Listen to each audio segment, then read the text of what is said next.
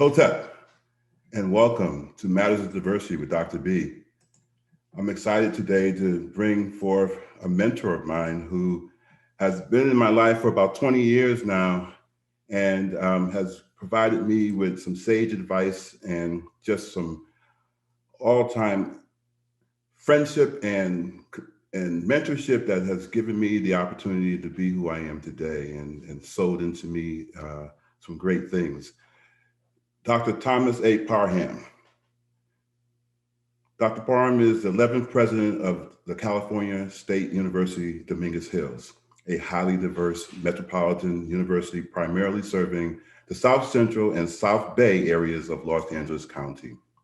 Dr. Parham previously served as Vice Chancellor of Student Affairs and an adjunct faculty member at the University of California, Irvine, where he had been since 1985. Dr. Parham has focused his research efforts in areas of psychological negligence and has authored or co-authored 6 books and 45 to 50 journal articles and book chapters centered on African psychology. Without any further ado, I want to bring on my main man, Dr. Thomas Parham. How you doing? Dr. Butler, how you doing? I'm doing phenomenally. It's been a great day. How has the day been for you? It has been a spiritually uplifting day for me. I think much like you would be in a church on Sunday morning, the preacher reminds you that it may be darkest in the night, but when the morning comes, everything gonna be all right. And it feels a little bit like that today, that we've had an unprecedented assault, I think, on our democracy, not simply in the January 6th incident, of course, but really over the last several years. And the assault is really not about political difference. I think people ought to be able to have debate and political differences, whether you are a Republican, a Democrat, conservative, or liberal, et cetera. Right. But the level of toxicity and vitriol and the enabling that went on with an ideologue who was so committed to, his own narcissistic, way of life and pleasures, to the detriment of an entire nation, that to me represents, I think, a fundamental assault. And the casualties, if you will, the real and collateral damage has not just been to our democracy generally, but also to 400,000 plus lives that we've lost in a COVID pandemic. It's been to the children that we snatched away from families and put in cages. It's been to the assault on the ideals and the values, the culture really of a nation that even in its imperfection strives to be a more perfect union, and is very the antithesis of, folk marching through Charlottesville with torches or claiming that they're good folk on both sides, or, Black folk live in hell and Mexicans are all rapists and murderers, and women need to be assaulted and grabbed by the privates. I mean, all those things we've seen, right, really roll up into, right, the enablers who kept it going. I think even with trying to kind of steal an election, and really disrupt, I think, the will of the people in a way that they wanted to deny them a say in how the affairs of the world and the nation are managed. And so with that insurrection and sedition, really a blatant act of domestic terrorism, our democracy took a punch. It took an assault. right. It bent, but it didn't break. And so as order has been restored, as calm has come to the nation's capital, even in the midst of that unprecedented show of military force today, it is still a good day to both pray for a new administration coming into Washington, President Biden and Vice President Harris, and pray for really more justice and equality in the land. Pray for love and compassion and peace in our hearts, and pray for the growth and development of the nation as we really usher in a more authentic measure of equality particularly for those people who, as Derek Bell described, are the faces at the bottom of the well that we tend to forget. So Yeah. that's a long way to say that my spirit is good today because change has come to America. Change has come. And, there's not been a moment when you've been on the public stage where you've shared your insights and your thoughts that have moved, just not only moved me, but moved people, because it comes from a very thoughtful place. And it comes from someone who's measured and has been through what you speak of. How do we uh, channel that? How do people channel their inner, I guess, morality and just the goodness of their heart, so that people see that this is not about me trying to be on top of you or better than you. It's really about me wanting to recognize that we're people, we're human beings. That's a lesson that you taught me a long time ago. Hmm. I remember coming up to you and not wanting to talk to you because I saw you on the stage and I heard you say things that were prophetic and just powerful. And I mentioned that to you, and I said, I'm a little scared of you. I don't know how to have this conversation with you, talk with you, stand beside you without stumbling over my words. And you said something that has stuck with me to this day. You said, "Don't put me on a pedestal." You said, "I am just a human being, and we can have this conversation. And you have just as much right to have this conversation with me as I have to have it with you." And something along those lines. And it's always stuck with me. So how do we get people to recognize that they can have this conversation? You can have different viewpoints, but we can have this conversation and be able to move forward, maybe having some positive change. Well, I mean, first of all, brother, I thank you for that reflection. And one of the real blessings of my life um, has been to be given a platform and a voice and a spirit, really, that is able to move people and articulate a certain set of values that I think are part and parcel of what I think is a reasonable standard of living and being. But what happens is, I mean, I've stylized a piece of African wisdom in my writing over time that says that life at its best is a creative synthesis of opposites in fruitful harmony. Let me say that again. It says life at its best is a creative synthesis of opposites in fruitful harmony. In short, it means that sometimes your greatest strength can also be your greatest weakness. Sometimes your greatest weakness, your greatest strength. Well, in that moment that you described, my greatest strength was the power to move people. And whether the audience is as small as 50 or as big as sometimes 5 or 10,000 that I've spoken to in arenas, not everybody is blessed to be able to move people and to be able to, I mean, leave people really, shook and crying and inspired and whatever. And I never take that blessing for granted. And so while that becomes one of my best strengths, the worst nightmare, of course, is to get reactions from folk like you first had, which is, oh, this person is so up on that pedestal that they're so unapproachable. And I think what I've usually said to people, and certainly said to you, is I ain't nothing but a regular brother from around the way. And I appreciate the accolade and the Yep. deference that folk give.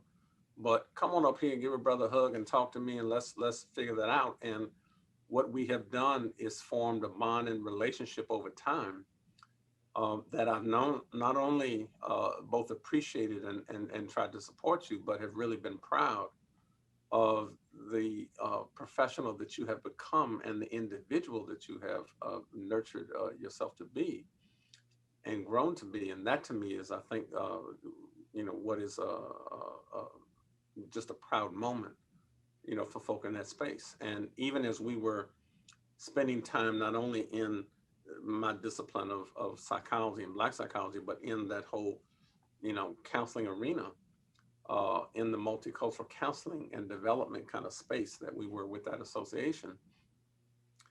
Part of what our job was to do, and my first teacher, the great Joe White, taught me, was that you should always do for others what was due for you. But if a teacher's any good, Hmm. that their students, their mentees should always exceed their own goal attainment.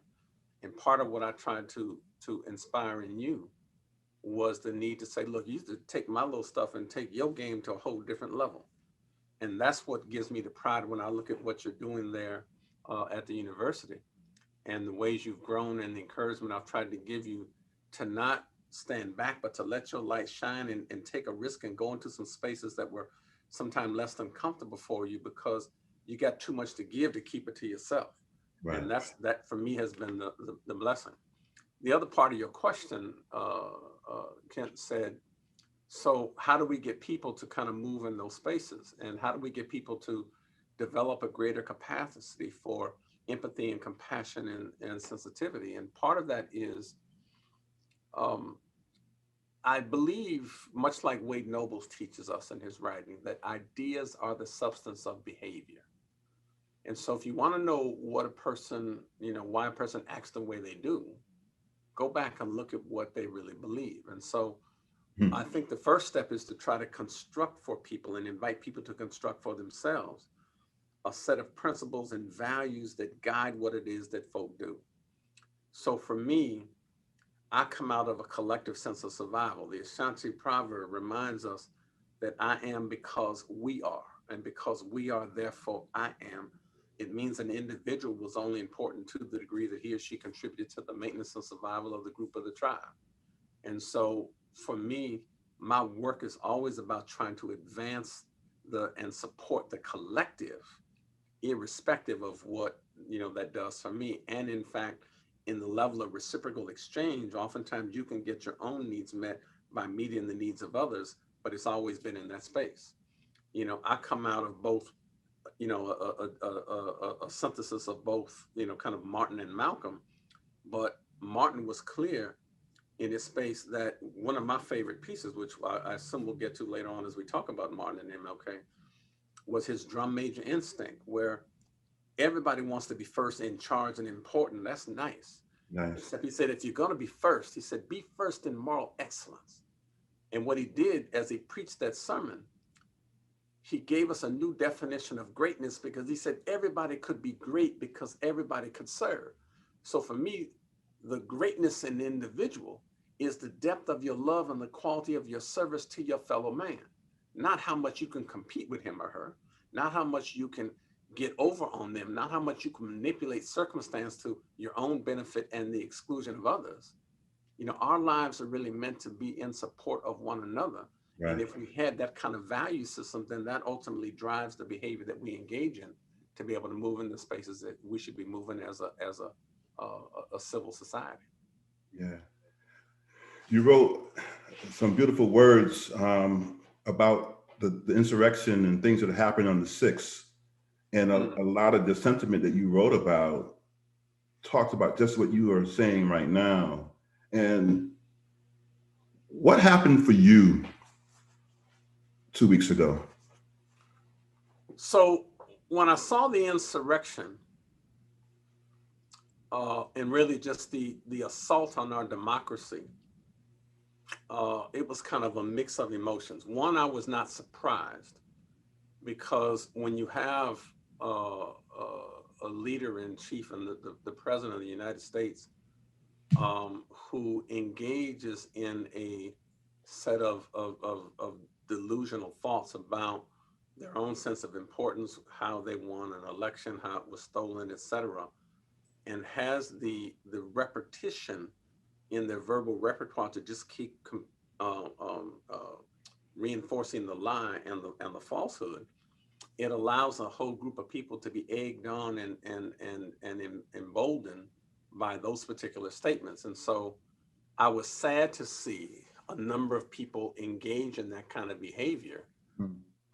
because they were committing themselves to a lie that so many people knew was a lie. And, you know, they refused to really go along with the truth. But also, I was disappointed, I think. Um, I've never been that, impressed by the single individual who, um, you know, engages in behaviors, I think, that are just outside of the norm. You know, I used to often tell folk when we were looking at, you know, people who are members of the Klan, and now we have Proud Boys and Oath Keepers and QAnon and other folk. You know, though the David Dukes of the world back in the day were about as inconvenient as a fly on the elephant's backside, to be honest. It wasn't the David Dukes of the world that were scary. It was the 40 something percent of the people who voted for them. You know, Right. it isn't Trump that is scary. I mean, Trump is about as anti-intellectual, anti-capable, a poor businessman. I mean, the successes, the racist behavior, the other stuff that he displayed in his presidency, you know, we could just look at his track record, Right. you know, and see that that was the case. So that part isn't a surprise. The surprise for me and the disappointment was how many people enabled him. You have a whole Republican leadership that committed itself to wanting to keep power that they didn't earn, enable a president that they knew was lying about the results, and they put party over country in a way that they did that. And I'm even hearkening, even when you look at the leader of the Senate, the former leader of the Senate, good news, in McConnell. I'm going back to McConnell even when Bush finished and created the mess that George W. Bush created. Obama and Biden are in office. And the first day, Yeah. doesn't even get to be a week in there. They ain't even unpacked the boxes in the White House yet. And McConnell sending out a memo that later on got leaked and said, we will make it our business to give him no political victories. Right. You know, it's that kind of toxicity and vitriol that puts party over country, Right. that allows you to be the obstructionist in chief, to being able to do things that will serve ultimately the American people. And it's that kind of behavior that has continued through the latest administration of number 45. And, you know, hopefully begins to reside as a result of that. And so when you look at back to the January 6th event, that didn't start on January 5th with people feeling empowered. It started years before, Right. you know, with people kind of enabling and emboldening that kind of behavior. And it was shameful. What I'll also say in a shorter message is that beyond the shock, outrage, disgust that all Americans felt at that literally assault on our democracy and the sedition and really domestic terrorism that represented, it also forced me to come to grips with kind of a different set of reflections as a Black man. Right. And despite the privilege that I enjoy as a university president, a celebrated psychologist, distinguished, you know, and this and that, um, I always am focused on really the least of these and the broader collective. And I thought about what really do those rituals of democracy mean to me in my life as a Black man. So here we are, looking to celebrate the Congress ratifying the vote of the Electoral College in a traditional ritual, in the same way they ratified when they took their own vote a few weeks before, in the same way that election results were certified, one state's counted and recounted like a third time. And, Right. you know, all things were in the courts and, you know, whatever, right? We went through all of that nonsense. But once we get to that particular space, I really thought to myself, Ken, I said, what is it that democracy really means to me in the celebration of rituals? And I kept searching for the answer, like, why is my spirit so disappointed today? Not just in the outright sedition that took place, but in the profound incongruence about, you know, what democracy really stood for. Mm. And I found the answer in some of the writings of Frederick Douglass. And what I referred to in the article I wrote for the Los Angeles Sentinel, different, by the way, than the message I wrote for my campus community that was a little shorter and, you know, piece. This was a little bit more raw. Right. But I wanted to really articulate to folk my, you know, just reflection on the fact that when Frederick Douglass was asked, what is the meaning of the July 4th Independence Day celebration to the Mm. American slave? Yes. he jumped up in people's face really and really exclaimed, what a sham and what a disgrace this is, what a mockery, to the principle of democracy when you claim you know, believe in X, but you then treat people, like Y. And the profound incongruence that was there was the answer that was like, that's what is the parallel for me in this moment. Because as I asked myself, what does democracy really mean to me as a Black man? When we celebrate the rituals of being elected and the inauguration that just took place today, yet if I walk out on the street, is that gonna, right, guarantee me that I'm not gonna get stopped and harassed by police? Is it going to say that I'm not going to get redlined when I look for insurance for my house? Is it say that women are not going to get assaulted? Is it saying that LGBTQ brothers and sisters are not going to be discriminated against? Is it say that the physically challenged are going to be more accommodated? Does it, mean that, that people who have religious differences that we support, so whether you're Muslim or Jewish, that somehow they're going to be treated with a level of dignity and respect that are afforded to folk, who are Christian. It's those kinds of things that you have to really question. And it really lays bare for all to witness the inconsistency and the fragility of our democracy as it struggles to be a more perfect union. And Right. so I was simply inviting us to say, and really the higher education community who I was really addressing there as the university president, to say that our charge is to help frame the narrative and the discourse in these next several years so that we can usher in what I think is true equality and not simply settle for the little trappings of what success in an election means. It's like, I don't want to just see, more scheduled cabinet appointments and a few more people appointed to this or that position. I want to see a change in racism, that gut bucket racism that is just impacting people's lives. I want to see the stop to the murder of Black lives. Right. I want to see women get paid, right, equal pay for equal work instead of 70 to 80 cents on a dollar compared to the male counterpart. I want to see children not go hungry every day in one of the richest, most affluent nations on earth. I want to see, healthcare become a right of the people, not just a privilege of the few. I want to see education given access, and I want educational institutions to stop measuring their worth by how selective their ratios can be about how many brilliant students they can let in, Right. rather than understanding that education should not be for just the privileged, but should be, right, a right of everybody. And how do we create more access to opportunity to take advantage of the excellences there? So that was really part and parcel of the reflections that I had in that moment on January 6th. And a long answer to your question, but I hope a thorough one. Well, I tell you again, the words and the wisdom that come from that statement alone, it just reminds me of why we should be sitting and having these conversations, having these difficult dialogues, and why it's important. It shouldn't be that we can have these thoughts, but we don't have any processes in place to make them come to action, right? And Yeah. and so we hear this all the time. We hear people saying this, and that.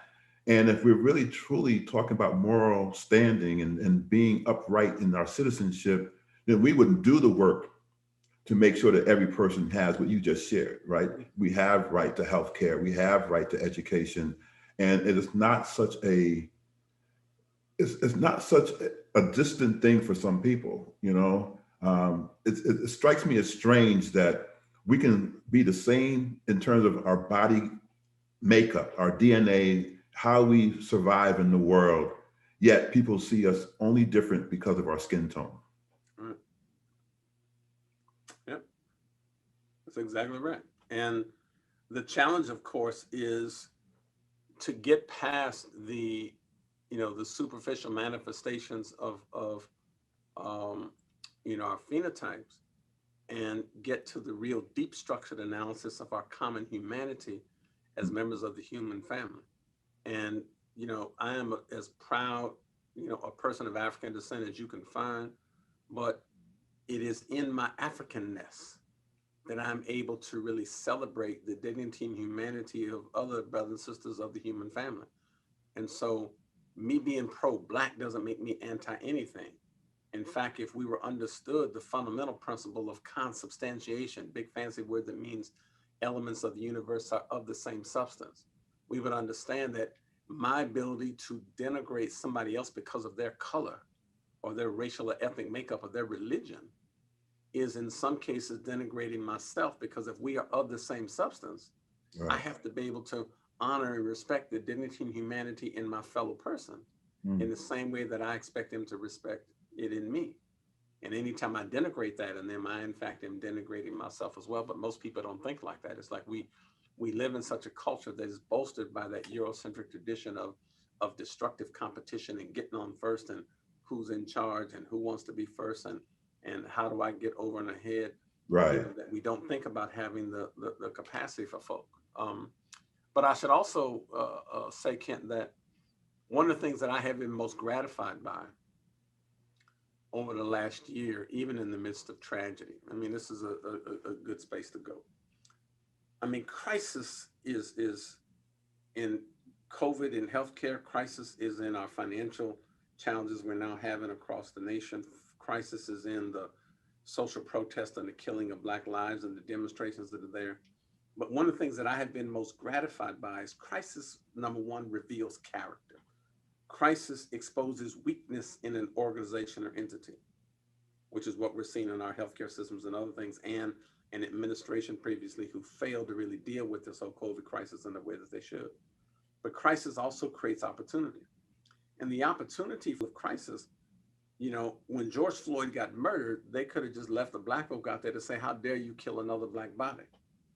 But look at how the collective will of the people just rose up and took over cities, not just in the Midwest or Right. Milwaukee, but all over this nation and across the world to come together to say Black lives matter, Right. right? And you need to stop killing Black bodies.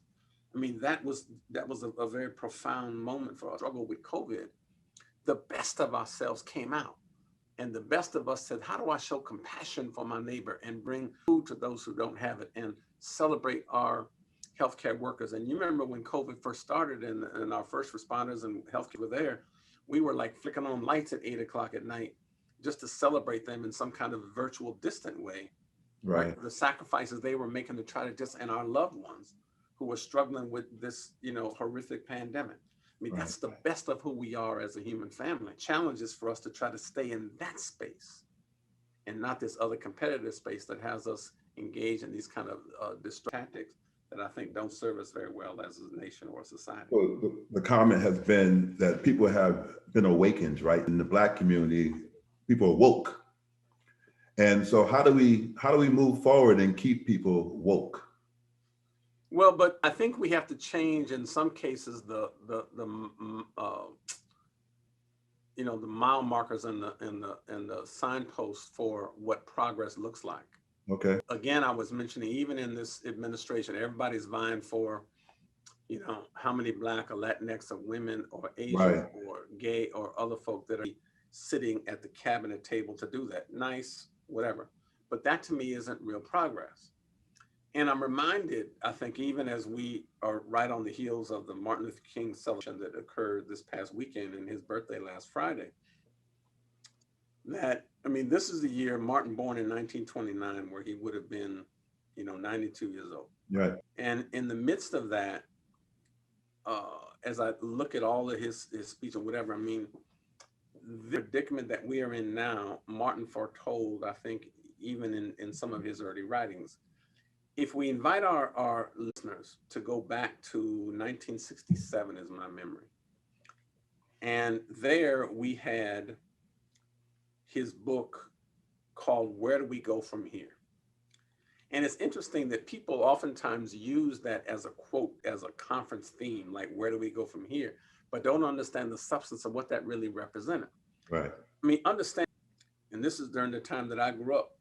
In 1964, we passed the Civil Rights Act in the Johnson administration.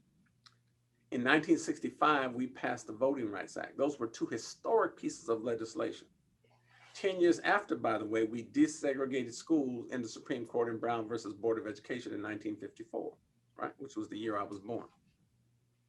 So we're now coming into that space. So now, if you know the book got published in 67. Martin had to be writing this in 66. How come you're writing a book in 1966 about where do we go from here when you just passed two of the most historic pieces of legislation, right, in the history of the nation? Well, the short answer is that when they passed the Civil Rights Act, the Voting Rights Act, what the federal government did is they left the implementation to states. So when we have these kind of debates about states' rights, et cetera, the implementation was slow because even though it was federal law and federal mandate, Right. individual states could decide that it wanted to do what it wanted to do.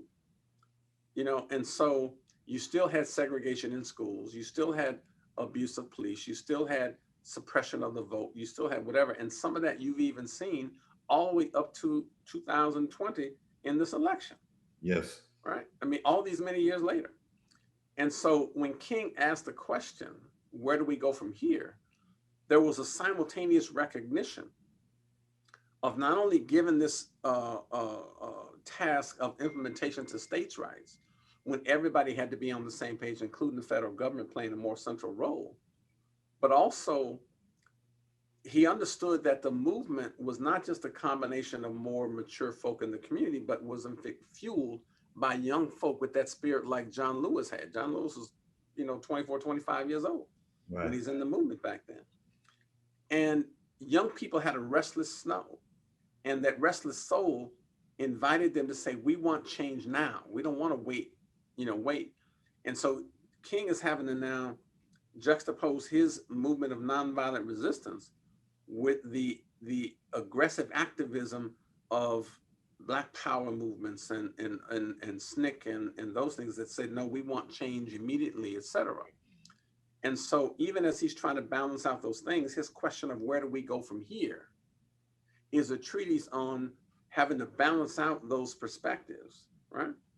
But also a signal to the nation about what do we need to do going forward. Well, in the same way, if we fast forward now from 67 all the way up to 2021, I think the Biden-Harris administration will need to confront the same question. Yes. Which is, where do we go from here? It's like we've seen this assault, vicious assault on our democracy and one of the temples of our democracy in that Capitol building. But now that we've kind of restored order and done that, the question is, even with the political differences, even with the people still feeling feelings hurt, I'm okay with people being hurt, disappointed, whatever. I mean, okay, folk will learn to get over it. But what I'm not okay with is going back to business as usual. Yeah. Because it assumes that what was usual was healthy and normal in the first place. It wasn't. And so while we put cabinet appointments in and put those things, what I want to see is true equality. What I want to see is mechanisms and policies put in place that will not allow people to suppress the vote in the future.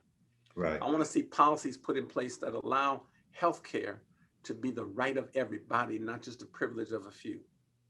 I want to see funding for education to make it a norm for everybody to go get an education who wants one, and be able, if necessary, to pay that back in service to the nation or some way to be able to get that done. I think an educated citizenry is a healthy citizenry. Right. What I want to see is a criminal justice system that is reformed, where not only bad cops are taken out, whether they're men or women, but that the culture, right, in that space begins to dismantle that code of blue silence that allows people to sit in silence while those atrocities are committed. And even though they know it's wrong by their fellow officers, they refuse to really condemn them because they worry about their own safety out there and somebody not watching their back when they're out there on the streets patrolling. Yeah. I want that kind of change. I want no more Black bodies killed because you murdered somebody because you felt that they were peace. And I'm talking police and citizens. George Floyd didn't have to die. Eric Garner didn't have to die. Tamir Rice, a 12-year-old, didn't have to die. Right. Right. But also citizens. Ahmaud Arbery didn't have to die. Right. Trayvon Martin didn't have to die. Philando Castile didn't have to die. Breonna Taylor didn't have to die. I mean, the Latasha Harlins didn't have to die. There's so many, the names are just endless. Yes. I want that to stop. And that's going to be, for me, the measure of true equality, not whether or not we pass the tax cut or whether or not, which would be helpful, but also whether or not, we ushered in some of this change. And I think people have the capacity to find, right, that change in their hearts. If they just open up their hearts and begin to put more congruence between what they preach and what they practice. I mean, Right. folk go to church every day and say, thank you, Lord, for whatever, and don't understand that the way you worship God is by serving his creation. Hmm. And you can't go and then conduct your affairs with scandalous inconsistency the other 6 days a week and then sit up in church on Sunday talking about, I love you, Jesus. It's That was like my God issue. doesn't work like that. Yes, I understand that wholeheartedly. I used to watch and see that, right? I see people doing all things, all kinds of dirt 6 days a week. And then on Sunday come and shout and jump and praise. And I said, where was that Monday and Tuesday and Wednesday? Exactly Uh, right. and so in your writing, you wrote about something that Dr. King said. I'm just going to read from your text. It says, Dr. King's declaration reminding us that in the end, we will remember not the words of our enemies, but the silence of our friends. Yeah. Have our colleges and universities been silent conspirators in this drama that continues to unfold? What's happening at Dominguez Hills, and what could be happening here at University of Central Florida in your eyes to kind of speak to Dr. King's words? I mean, it's interesting, I think, to be able to quote that one because it reminds us that just what King said, in the end, we will remember not the words of our enemies, meaning the folk who committed those acts of sedition on the mall are not the only ones we're going to remember. Mm, We'll remember the silence of our friends. I mean, we will remember the silence of those who literally were muted over the last 4 years while they watched this former president do the kind of things he did. We'll remember the muted voices when they watched police murder black bodies and they said or did nothing. We'll hmm remember the muted voices when they've denied kids admission to universities and colleges and other places around the nation, right? And said nothing about how do we open up a greater share of opportunity for, other folk. And so it really is an invitation for everybody to get more involved in using whatever platform you have on your job and your neighborhood and your civic engagement um, in your universities to be able to use the platform to be able to create a broader level of discourse around how do we usher in a more equitable and just society. Yeah, it's interesting because throughout all of this, there's there's this trepidation and this fear, right? There's people who are fearful of people who look like you and I, uh, and then there's also, from our perspective, that fear too, right? I think about the fact that I didn't want to leave my house on the 6th. I say this, I've been saying this a couple of times now. I didn't want to leave my house on January 6th because I didn't know what was out there. I saw people climbing walls and doing things, but that's part of the tactic, right? That's part of the why police shoot because they say, I'm fearful. I'm fearful. And so therefore they react, and their reaction is sometimes at the death of a Black person. And so we Well, have and to, that's what you recall there. The fear is interesting because in some respects, one of the other inconsistencies that we saw in the mall on January 6th was not just the insurrection, but look at the level of unpreparedness and dysfunction mm, that occurred in the security apparatus on US Capitol grounds. That's hallowed ground. Um, in the same way that months earlier you had Black Lives Matter protesting literally the murder of Black lives. right, And let's set aside the destructive burning down the house kind of stuff that people were doing. We aren't clear whether those were infiltrators or not, but you even heard some of the Black Lives Matter organizers say, look, we not about that. That ain't us. We trying to protest and argue for right. right, But look at the law enforcement and military presence and the use of tear gas and beatings and assaults and other stuff on peaceful protesters in cities all across the country mm, at that point, even in that space. And look at how unprepared they were for what are principally Republican Trump supporters, principally white, but not exclusively, because there's some black folk in there I saw, some Latino folk I saw, some women in there I saw, some gay folk I saw. I mean, it's some of everybody up in there. But how the police treated them, where they're taking selfies with them and they're, opening up the gates to let them come in. They're even conspiring, giving them the plans and blueprints of the Capitol and helping them, usher in, go to this place and that place. I mean, people have some big intel. And as much as you have to, I've been to the Capitol a lot, and as much as you have to get, clearances and pass security and check in with whatever, to see that was just a very deliberate plan in how to intentionally not fortify that Capitol to allow people to do what they did. And the couple hundred, I think they're up to almost 300 now, indictments against people, right, will go much deeper, I think, when they find out who the collaborators and conspirators were, some of which will probably even reach into the halls of Congress. Wow. No surprise there. So the fear that you were talking about is not simply about the crazy folk on the street with guns and weapons and whatever. It's the being a black man in the spaces that you occupy, who then get mistaken for somebody else who has something good. I mean, look at Trayvon Martin has, headphones, a cell phone, and some Skittles. Mm-hmm. But he's a predator. Look at, I mean, incidents of that happening are just too numerous, again, to recall and name. But that's the challenge, I think, of being out in the space. And it creates a level of what I've written about for years of psychic dissonance. And it represents, I think, a central challenge, particularly for you and me as black men, but for other folk as well, because even in the positions that we occupy, really of privilege in university environments, the question is, how do we still maintain a sense of our own cultural integrity in a world that does not support or affirm our humanity as people of African descent? And it's almost like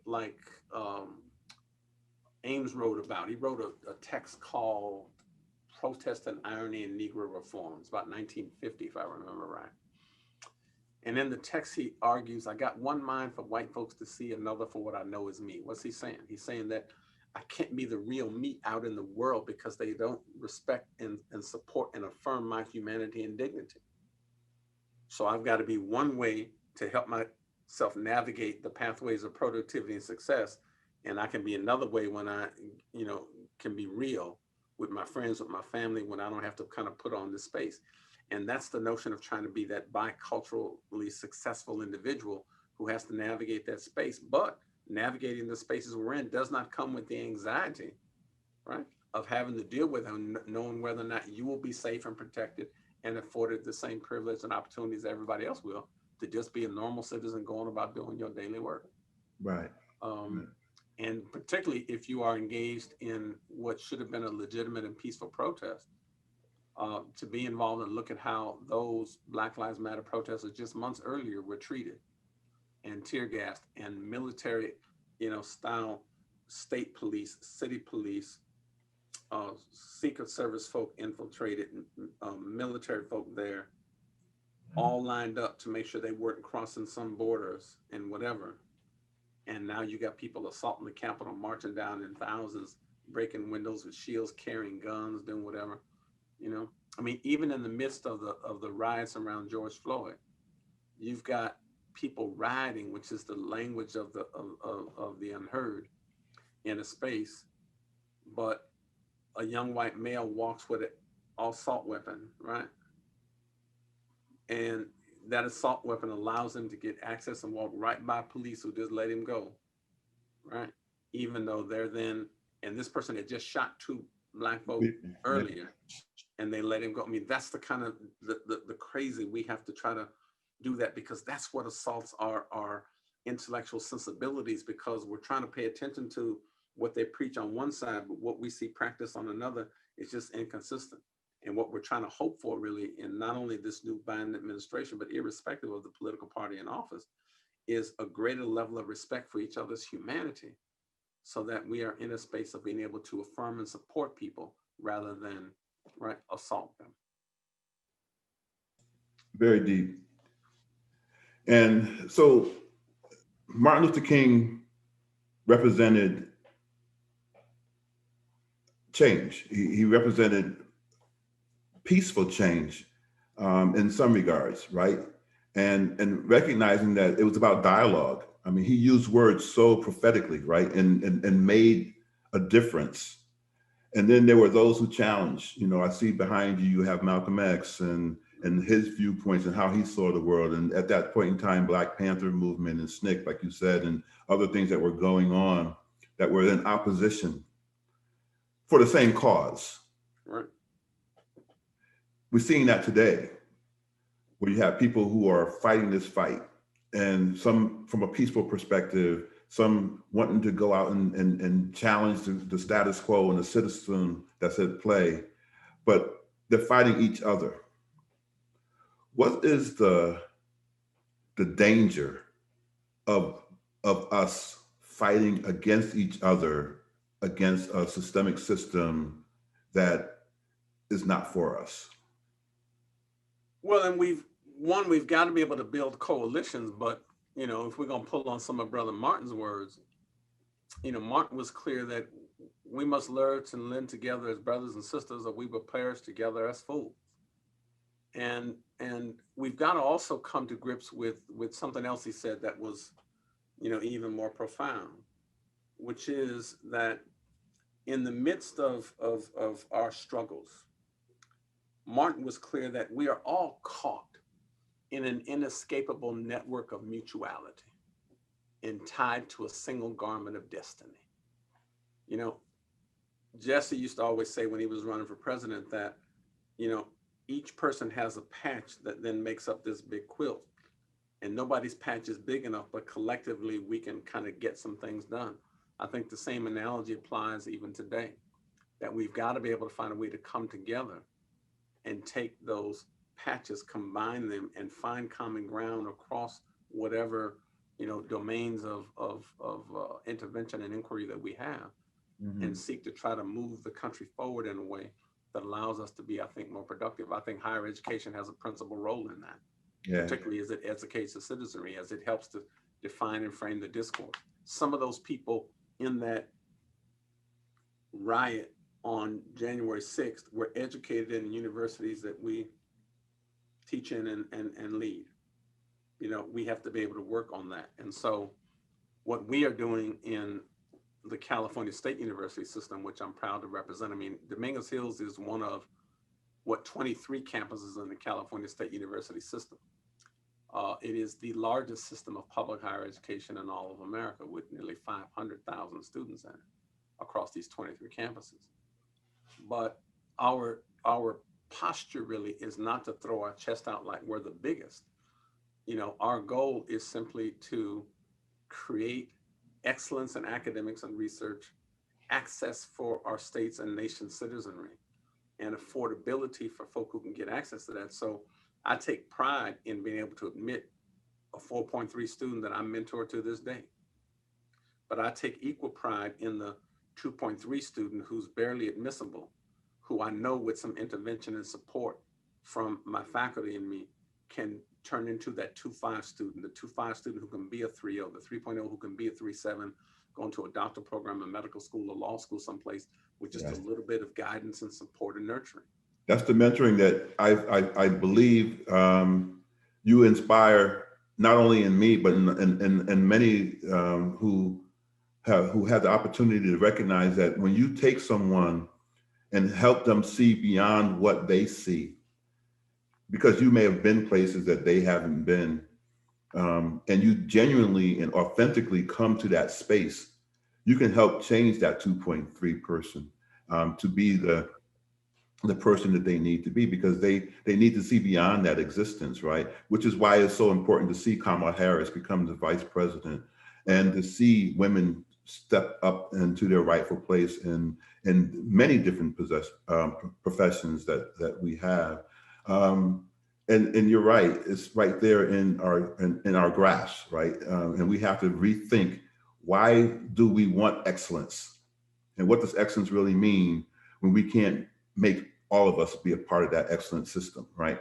That person who needs our help the most is why we're there in the first place. Exactly right. If we were there with people who looked like us and did everything that we do, we just have carbon copies of ourselves and not have the richness, like that patchwork that you talked about, that helps to bring all of us together. And that's the thing that is the hardest lesson to help people learn in this environment, that diversity of thought and of body helps us. And people can't see that. They don't understand that. They think that if you don't sit lockstep with me, but we see what lockstep has done, right? Lockstep got the Capitol. Right. And so how do we think beyond those different ways of seeing it? And so that the last part of your article says, for a nation divided needs its institutions of higher learning to reframe the discourse on how best to affirm the dignity and humanity of all of its nation's citizens. And that's what we're here for. And we can do that. Yeah, and I think that, I mean, in that, and I thank you for pointing that out. What I'm really talking about there is that higher education institutions, much like healthcare institutions, much like criminal justice institutions, much like corporations, much like politics, much like almost anything that we value in society, and put together a structure to be able to meet the needs of the people. I mean, higher education is simply a symbol of possibility that allows us to, one, recognize the genius in each other, but also create the garden that can cultivate the intellectual gifts and talents that people have in their space. And so I remind folk all the time that each of us is a seed of divinely inspired possibility, which, when nurtured in its proper context, can and will grow into the fullest expression of all we are supposed to become. My campus is the soil, the fertile ground in which those seeds of possibility that our students are placed, that our faculty who have that genius are placed. And if we water that soil, that the seeds come in with the drops of intellectual nourishment, if we, right, sprinkle them with some of that miracle grow, the values and the virtues that we think are important, if we till the soil and use our institutional tools to take the weeds of social distraction out of people's lives, if we give them just enough sunlight of affirmation and help them feel good and like they belong, and just enough shade of critique and tell them, straighten up when you're going off right, and just stand back, we'll watch them grow into the fullest expression of all they are supposed to become. That's the value of our institutions. It is to cultivate the gifts that already exist. It is to dust off the rust that has occurred. It is to be able to help measure and upskill and retool those people who have come through our institutions before, but may need a little refresher to be able to go to the next level, right, of their own personal gain. That, I think, is the value we have. But ultimately, in the midst of cultivating that garden and helping those seeds of possibility and potential to grow, our challenge is to always, always, always help people understand the consubstantial nature of our humanity and the degree to which, right, we can do all of that without competing destructively against one another, but rather supporting and affirming, right, the dignity and humanity of each one of our fellow men and women and our children. And we're going to do that. We have the tools, and we have voices like yours that send the message. I think people used to be fearful of messages like this coming from people like you and I, in that we wanted more than what we really were asking for. And what we're really asking for is for our humanity to be met with the way society is going to exist and run itself, right? We don't need to see people like George Floyd spark this movement, because the movement should have never had to be in the first place. Right. We know that that there's this past that we have to reckon with and not hide behind, right? And sweep it under the rug in terms of, this is what American society has become or was, and how we were kind of come into our being, right? We have to recognize the Native Americans who bled and died to on their land. We have to recognize that and come to grips with that and recognize that we can move past that, right? But we still can't forget it. We can't forget our past. Our past is really why we should be trying to improve who we are in the first place. That's exactly right. And that's the challenge, I think, for all of us, is both to remember that past, but also to point a way to a much brighter future filled with hope and possibility for not simply right where we are, but rather what we can be. I mean, so people are right when they oftentimes fear what they don't know. And rather than invite them to be afraid, I don't want them to be afraid or anxious. I mean, I'm a regular brother from around the way. I tend to roar like a lion sometimes, so I get that. But what I want is they are right to know that what I'm asking for is more than what is typically being given. Right. Because I don't believe that being able to go back to some kind of threshold of normal is what we need, because what was masquerading for normal was never healthy in the first place. It wasn't healthy in the first place. So we want to help people move, as I said earlier, the milestones and the markers, the signposts of progress down the line so that we can measure in a more authentic and true measure of equality, right? And not simply, right, these token trinkets that we hand out and we satisfy ourselves with this surface structure analysis and never get to the deep structure work that would allow us to do that. And that way, we don't want to replicate the kind of dilemma that King found himself in when he wrote, "Where do we go from here" in 1967? Right. We have all this massive legislation, but still no progress. What we want is there to be a high degree of congruence between what we preach and what we practice. And that really is the beauty of this American experiment in democracy. It helps us to be both a more perfect union, but help us realize a greater measure of our promise and possibility. And I'm going to have to leave it there. The heart and soul of a man. And that's really, I am inspired every time I get to have conversation with you. Not just conversation, because I feel deeper than that. I mean, so I appreciate who you are, what you have done in my life as a mentor and as a friend, to kind of not just see, like you said, the dust off myself and to show me what my gifts may be. I know what you've done for me. I can imagine what you're doing for the students who are out there at Dominguez Hills and all the students who have come in your pathway. Not just students. I don't want to say it that way because we're more than that. But just this is the type of society that I want to live in, what you speak and how you voice it. And I'm glad that I got over my scared inner child when I was walking around that conference that day and saw you and took the courage up. I don't know if you remember this, but one of the things is that they paired us up together for a presentation as seasoned and new. And I got to kind of be a rebuttal to what you were going to say. I remember even then saying, how am I going to follow this man? So I thank you for what you've been in my life. And I'm glad that you were able to be a part of today's podcast. You never know how much you mean to me. You're here in my heart and will always be. And I just appreciate you so much. I appreciate the love, brother, and know that it is reciprocal. Know that I've been with enormous pride, I think, at all that you are doing. And your ability, again, to just take my little stuff and take it to a whole different level. A great shoulder to stand upon.